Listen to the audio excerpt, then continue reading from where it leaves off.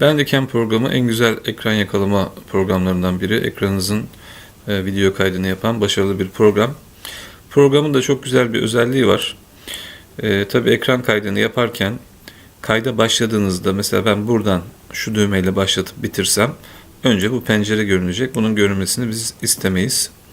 Sol tarafta video sekmesinde belirlediğiniz başlatma ve durdurma kısa yolu ile ben F9 belirlemişim. Kaydı başlatabiliyorsunuz. Kaydı başlatırken tabii ki bunu kaydediyorsunuz.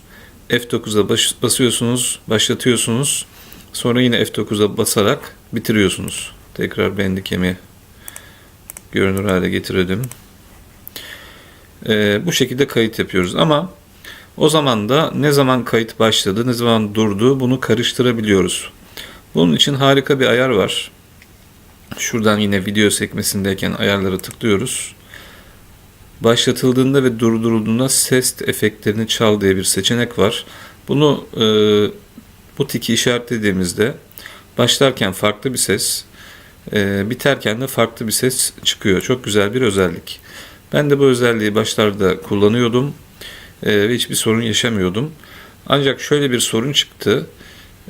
Bu normalde videonun içine girmemesi lazım bu sesin. Yani bu sesten sonra kaydın başlaması lazım. Ama özellikle şu başlama sesi videonun içine kaydolmaya başladı. Diyelim ben bir video dersi anlatıyorum. Matematik öğretmeni olduğum için video dersleri hazırlıyorum. Matematik videoları ve bir video ders 30-40 dakika. Bu 30-40 dakikalık videoda da 30-40 parça video olabiliyor. Soru parça parça videoları birleştiriyorum.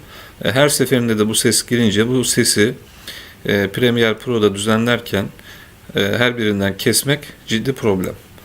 Bunun üzerine programı kurcaladım ve şöyle bir çözüm buldum. Programda bakın normalde şu seçili. Gelişmiş yakalama yöntemini kullan, daha hızlı diyor. Bu seçili iken program daha hızlı çalıştığından, daha hızlı başladığından o ses de videoların içine giriyor. Bu tiki kaldırdığınızda başlatıldığında ve durdurulduğundaki o ses efektleri kaydettiğiniz videonun içine girmiyor.